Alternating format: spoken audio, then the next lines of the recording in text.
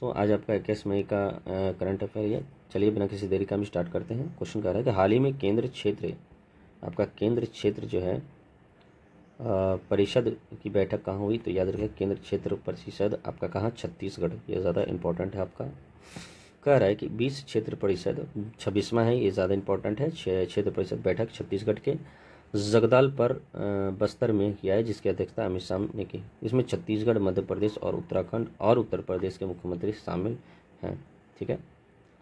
इस बैठक का मुख्य उद्देश्य क्या है कि राज्य के बीच में आपसी सहयोग बढ़ाना है, सुरक्षा विकास के मुद्दे को चर्चा करना है, नस्लवाद खत्म करके रणनीति को कम करना है और क्षेत्र केंद्र के बीच बेहतर तालमेल बनाना है। आपका है कि केंद्र क्षेत्र परिषद क्या होता है। तो याद रखिएगा, आपका केंद्र क्षेत्र परिषद जो है यह राज्य के बीच मिलकर काम करने और समस्या को समाधान करने के लिए बनाई गई है व्यवस्था है। इसमें अलग अलग राज्य के मुख्यमंत्री और केंद्र सरकार के मंत्री मिलकर चर्चा करते हैं। जलवायु परिवर्तन COP30 आपको पढ़ाए थे, बेमेल बेजान, और ये भी COP31 AA से है, लेकिन ये अंटालिया तुर्की 2026 में, COP32 आदिस अबवा इथोपिया 2027 में आपका होने वाला है। 10वां अगर राइसिन स्वास्थ्य जो है आपका 10वां राइसिन स्वास्थ्य की बात करें तो चंडीगढ़ में।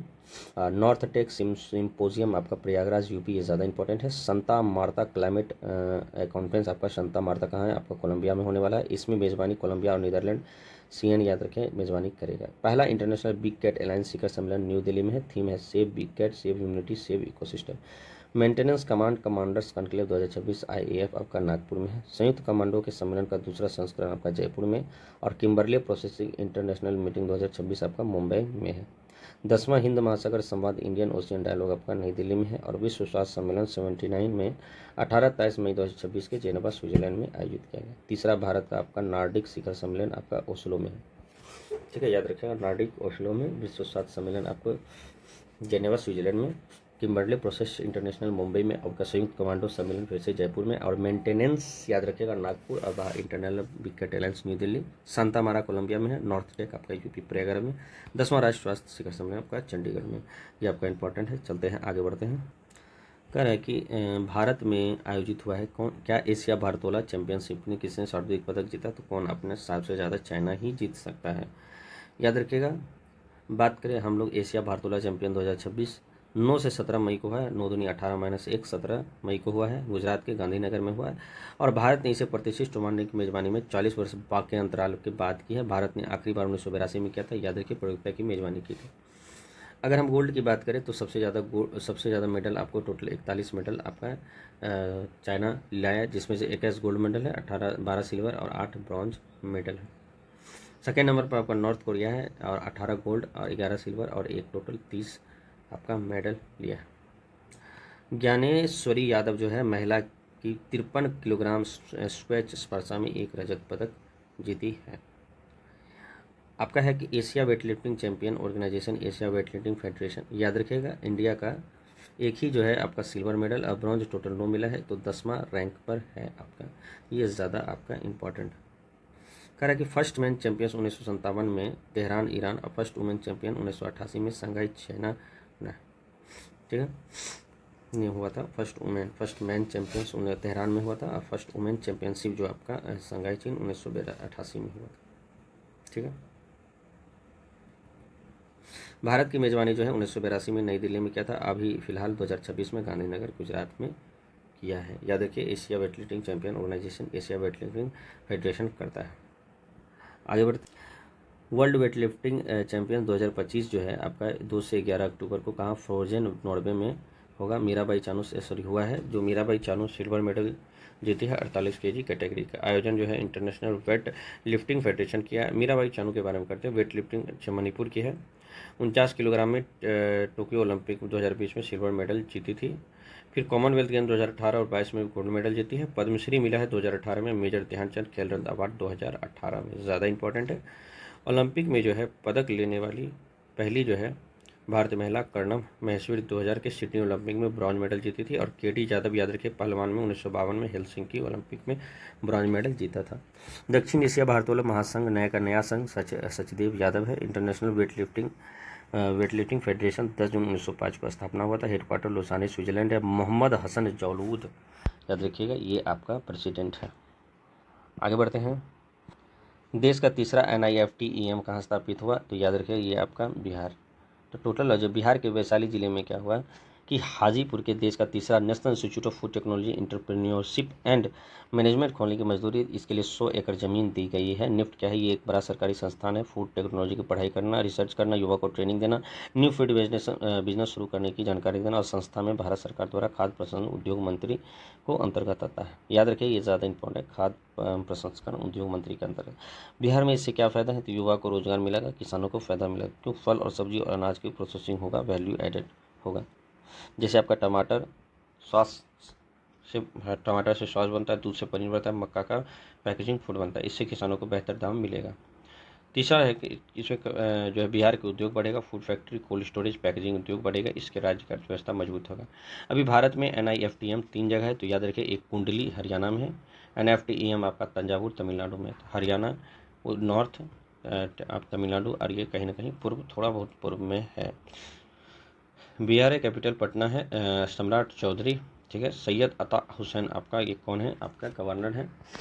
बिहार दिवस वर्ल्ड वाटर डे जिस दिन मनाया जाता है 22 मार्च को, दोनों एक ही दिन मनाया जाता है। कैमूर वाइल्ड लाइफ सेंचुरी आपका दूसरा टाइगर रिजर्व है बिहार का, पहला आपका Valmiki tiger reserve. Rajgir wild life sanctuary यहीं पे है आपका। चलिए बिहार की नई जो है याद रखिएगा पुलिस यूनिट अभया ब्रिगेडियर का लॉन्च किया। उद्देश्य है कि बिहार के वुमेन गर्ल स्टूडेंट को सिक्योरिटी करना। बिहार सरकार की कक्षा 9 से 12 तक के सरकारी स्कूल के छात्रों को मुख्यमंत्री भारत दर्शन योजना शुरू की है। उसका उद्देश्य है कि बच्चों को क्लासरूम से बाहर निकलकर देश की संस्कृति, ऐतिहासिक और प्राकृतिक धरोहर को सीधे रूबरू करवाना। मुख्यमंत्री भारत दर्शन योजना। आईटी पटना में जो परम रुद्र सुपर कंप्यूटर शुरू किया, यह बिहार का पहला सुपर कंप्यूटर है। APJ Abdul Kalam science city कहाँ खुला, तो पटना बिहार राजेंद्र नगर में। ISO प्रमाणन प्राप्त करने वाला भारत का पहला राज्य शिक्षा बोर्ड आपका कौन सा है, तो याद रखिए Bihar school examination board. Nitin Naveen जो है पटना बिहार से बीजेपी के सबसे युवा राष्ट्र अध्यक्ष, 12वें राष्ट्र अध्यक्ष बने हैं। बिहार में खुद का नक्सली मुक्त राज्य घोषित, बिहार जो है खुद को नक्सली राज्य घोषित कर दिया है। फिर हाल ही में भारतीय युवा सेना के पहली महिला कैट ए फ्लाइंग इंस्ट्रक्टर कौन है, याद रखिएगा कैट ए फ्लाइंग इंस्ट्रक्टर आपका सान्या है। तो याद रखिएगा कि आपका Indian air force sky leader Sanya ने एक बड़ी उपलब्धि हासिल की। वह भारत वायुसेना में पहली महिला अधिकारी है जिन्होंने सबसे ऊंची श्रेणी कैट ए क्लाइफाइड क्लस्टर योग्यता। फ्लाइंग इंस्ट्रक्टर यह अधिकारी होते हैं जो पायलटों को विमान सिखाते हैं। वायुसेना परीक्षण में अलग अलग श्रेणी है, कैट C, कैट B और कैट A। कैट ए प्रशिक्षण इतने अनुभव होते हैं कि वो सिर्फ पायलट ही नहीं बल्कि दूसरे प्रशिक्षण को भी ट्रेन देते हैं। स्क्वाड्रन लीडर सान्या अब उन चुनिंदा श्रेष्ठ प्रशिक्षणों के शामिल होगी जो युवा लड़ाकू पायलटों को उन्नत उड़ान कौशल सिखाएगी। सान्या को 2015 में जो है वायुसेना में कमीशन मिला था। बाद में उन्हें फ्लाइट लेफ्टिनेंट और फिर स्क्वाड्रन लेफ्टिनेंट बनाया गया था। आगे बढ़ते हैं।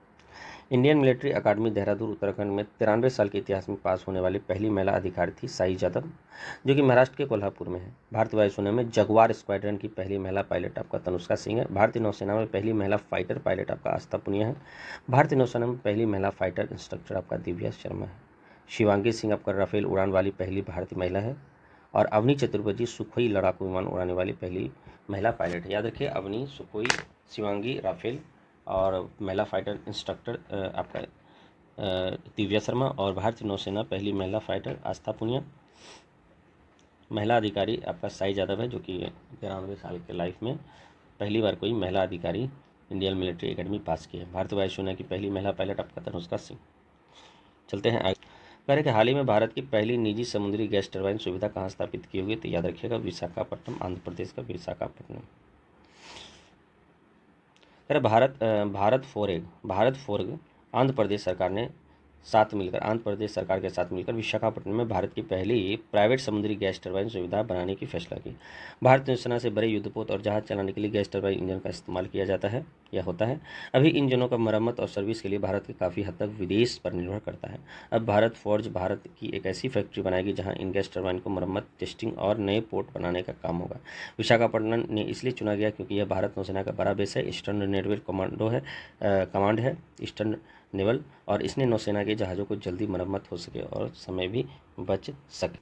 अगर हम विशाखापट्टनम की बात करें तो याद रखिए ये आपका आंध्र प्रदेश है, यही है आपका आंध्र प्रदेश के विशाखापट्टनम आपका यहाँ होगा, याद रखिएगा। और क्या कैपिटल अमरावती है, उड़ीसा है विशाखापट्टनम, आंध्र प्रदेश, ठीक है।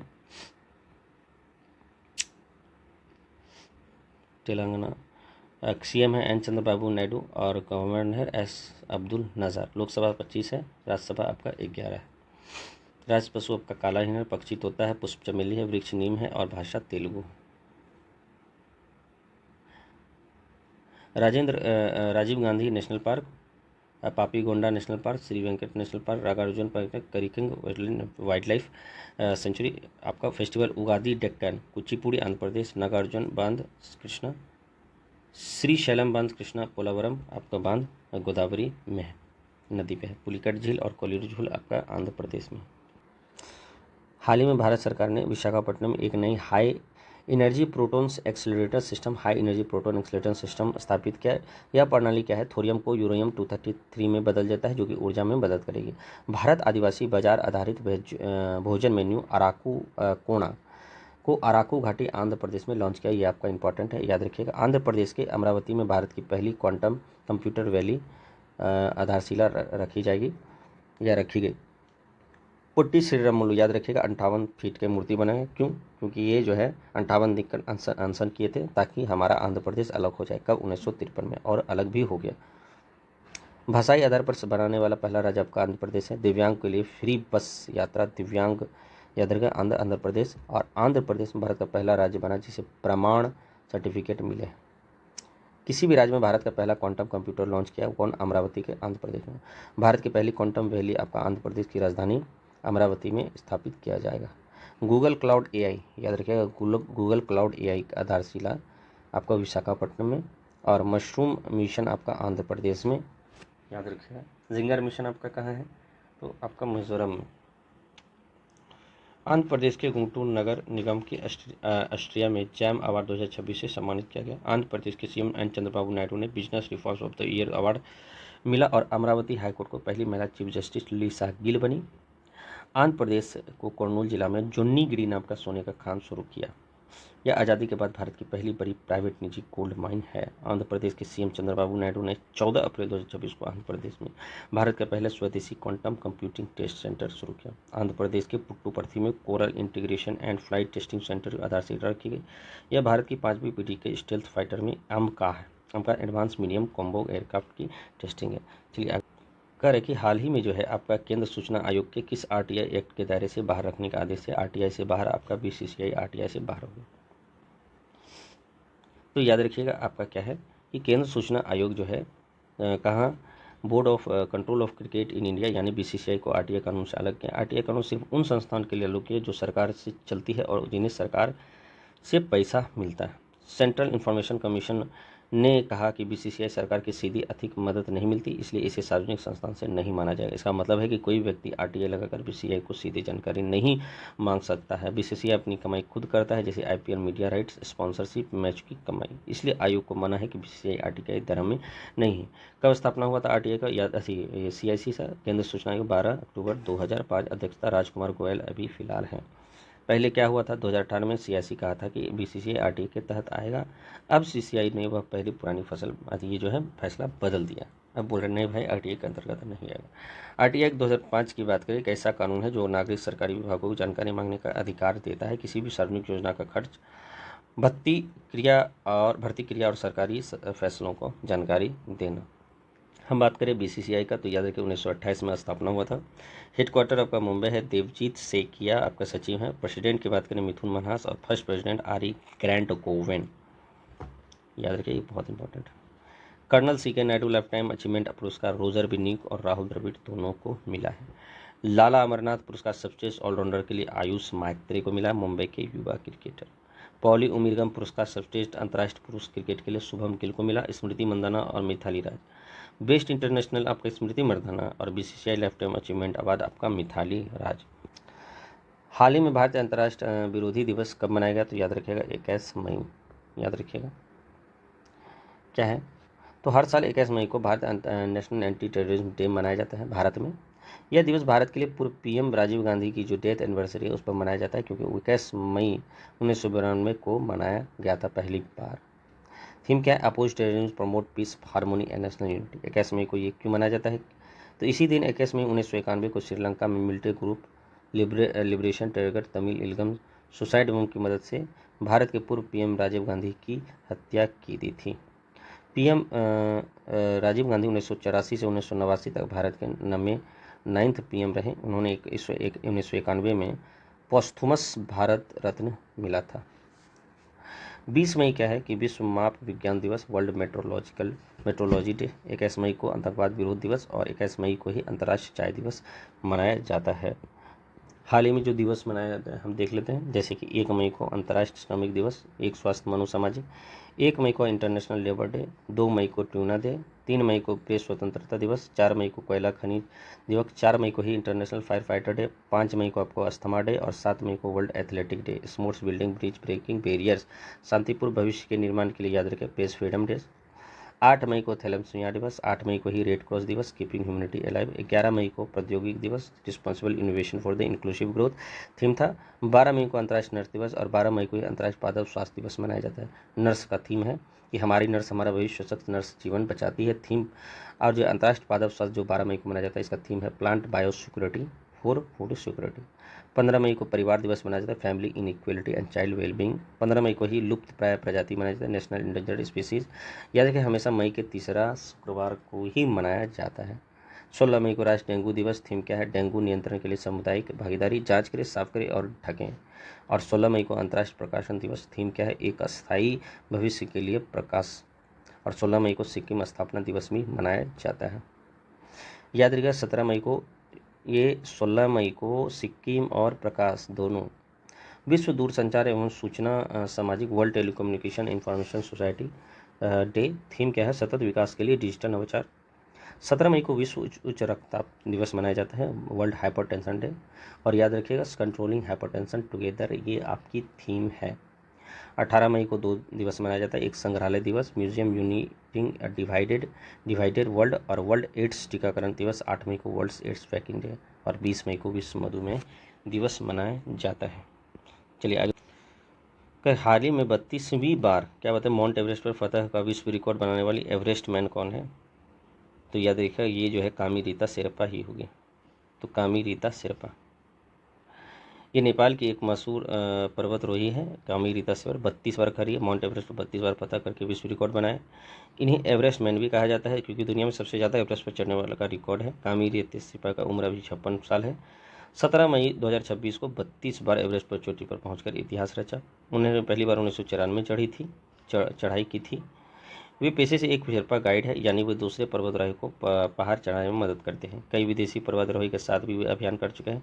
महिलाओं में सबसे ज़्यादा बार एवरेस्ट पर चढ़ने का रिकॉर्ड लाखपा शेरपा के नाम है। उन्होंने 11 बार माउंट एवरेस्ट फतह किया है। माउंट एवरेस्ट से कुछ रिलेटेड है, उसको हम देख लेते हैं। जैसे कि माउंट एवरेस्ट पर दुनिया का सबसे ऊंचा पर्वत चोटी है, वो तो सही है। महानिमालय के क्षेत्र में के अंतर्गत है, नेपाल और तिब्बत की सीमा पर स्थित है। नेपाल में इसे सागर माथा बोला जाता है, तिब्बत में चोंगलुंगमांग कहा जाता है। 1852 में जो है सर जॉन एवरेस्ट के नेतृत्व में भारत के सर्वेक्षण ने शिखर की ऊंचाई की सटीक रूप मापा। पर्वत शिखर को पीके आपका 15 नाम दिया और 1865 में सर जॉन एवरेस्ट के सम्मान में इनका नाम बदलकर माउंट एवरेस्ट रख दिया। हाइट आपका 8848.86 या कह सकते हैं 29,031.69 फीट। 29 मई 1953 में क्या हुआ था याद रखिए, न्यूजीलैंड का एडमंड हिलरी था माउंट एवरेस्ट पर चढ़ने वाले दुनिया के सबसे पहले व्यक्ति बने। उनके साथ नेपाल भारतीय आपका शेरपा तेंजिंग नोर्गे थे। भारत सरकार ने तेंजिंग नोर्गे के सम्मान में 1994 में तेंजिंग नोर्गे राष्ट्रीय साहसिक पुरस्कार के सम्मान किया गया था, दिया जाता है 1994 में। और ये याद रखिएगा माउंट एवरेस्ट पर चढ़ने वाली पहली महिला जापान के जनको तबे 1975 में चढ़ी थी। और 23 मई 1984 पर माउंट एवरेस्ट पर चढ़ने वाले पहले भारतीय महिला बचेंद्री पाल 1984 में 23 मई। और माउंट एवरेस्ट पर चढ़ने वाले दुनिया के पहले विकलांग व्यक्ति अरुणिमा सीमा। चलिए देखते हैं सबसे उम्रदार मतलब सबसे ज़्यादा उम्रदार महिला अगर बोली ज्योति रात्रे 55 साल की है। और काम्या कृतका जो 16 वर्ष से नेपाल की उनमें माउंट एवरेस्ट पर चढ़ने वाली सबसे कम उम्र की भारतीय बनी है। एक ही सीजन में 3 बार माउंट मतलब एक साल में 3 बार पूर्णिमा श्रेष्ठा जो कि नेपाल में चढ़ी है, एक ही साल में 3 बार चढ़ गई है। और सबसे ज़्यादा बार तो अभी आपका कामी रीता शेरपा जो कि नेपाल की है। भारत के सत्यदीप गुप्ता क्या है जो एक ही सत्र में दुनिया का सबसे ऊंची चोटी माउंट एवरेस्ट चढ़ा। दुनिया की चौथी चोटी आपका माउंट लेत्सो पर दोहरे चढ़ाई करने वाला व्यक्ति बना। तोंजिंग आंगमो हिमाचल प्रदेश के नॉर्थ से हैं। वे माउंट एवरेस्ट पर चढ़ने वाले भारत की पहली और दुनिया का 5वीं अंधे हैं, क्या बन गई है, अंधी है। उत्तर प्रदेश के रहने वाली दिव्या सिंह जो है नेपाल की राजधानी काठमांडू में एवरेस्ट बेस कैंप पर साइकिल चलाकर पहुंची और वह भारत की पहली महिला बन गई है। आपका क्वेश्चन है कि भारत और नीदरलैंड ने किस राज्य की कल्पसर परियोजना का काम तेजी से लाने के समझौते। याद रखिए कल्पसर परियोजना जो है आपका किसका, इंडिया और इंडिया INN से नीदरलैंड दोनों मिलकर कर रहा है।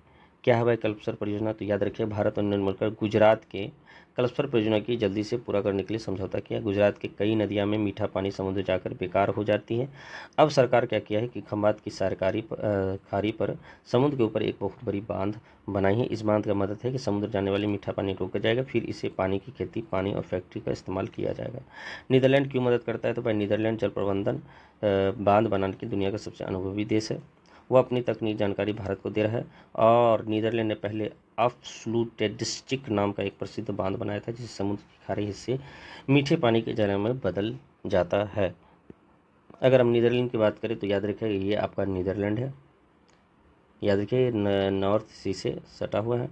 इसके नीचे बेल्जियम है, इसके बगल में आपका जर्मनी है और याद रखें नीदरलैंड की राजधानी आपका एम्स्टर्डम है। यूरो आपका करेंसी है। रॉबर्ट टेनिस हाल ही में अभी सबसे युवा आपके मंत्री।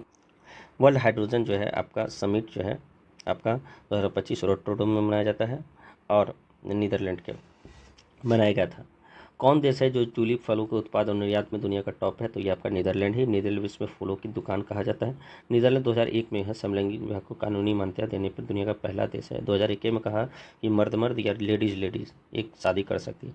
नाटो समिट हेग नीदरलैंड में है, नीदरलैंड में। चलिए आगे बढ़ते हैं। हाल ही में नासा के सैटेलाइट यूफ्रेटस नदी के वर्ष 2040 तक की पूरी तरह के सूखने की पुष्टि की है। इस नदी का उगम कहाँ है, तो याद रखिए टर्की में। कहाँ है, टर्की में। याद रखिए ये आपको बहुत इंपॉर्टेंट है। ये क्या कर रहा है कि यूफ्रेटस नदी मतलब फरात नदी दुनिया का सबसे पुरानी और महत्वपूर्ण नदियों में है। इस नदिया के किनारे हजारों साल पुराने मेसोपोटामिया सभ्यता विकसित है। अब यह नदी धीरे धीरे सूख रही है। नासा के ग्रेस उपग्रह ने पाया कि 2003 से 2000 तक के बीच टाइग्रिस और यूफ्रेटस क्षेत्र के बहुत बड़ी मात्रा में पानी गायब हो गया। मतलब जमीन के अंदर पानी और नदी के पानी तेजी से कम हो रहा है। नदी क्यों सूख रही है, जलवायु परिवर्तन के कारण तापमान बढ़ रहा है, इसलिए पानी जल्दी समाप्त हो रहा है। बारिश भी पहले से कम हो रही है, इसलिए नदी दोबारा भर नहीं पा रही है। तुर्की के बड़े बांध। नदी और पानी में पहले तुर्की से होकर सीरिया और इराक जाता था। तुर्की के कई बड़े बांध बन गए, जिसके कारण देशों को कम पानी पहुंचाता है। कई देशों तक पानी पहुंचाता है। बहुत ज़्यादा पानी का इस्तेमाल खेत, शहरों, उद्योग की ज़रूरत से ज़्यादा पानी लिया जा रहा है। याद रखें ये नदी जो है तुर्की के पूर्वी भाग में टारस पर्वत से निकलती है। प्रवाह की भाग की बात करें, तुर्की निकलकर यह सीरिया और इराक से होकर बहती है। इराक के दक्षिणी भारत से भाग में अल कुरान या तजला नदी से मिल जाती है, जिसके बाद संयुक्त जलधारा सट अल अबर कहा जाता है। यह नदी फारस की खाड़ी में मिलती है। यह आपका इम्पोर्टेंट। याद रखिए आपका नासा एरोनॉटिक स्पेस जो है एडमिनिस्ट्रेशन नासा 1958 में आपका स्थापना हुआ था। हेडक्वार्टर वाशिंगटन DC है। मोटो क्या, for the better benefit for all future. Jared Isaacman आपके 15वें चीफ हैं।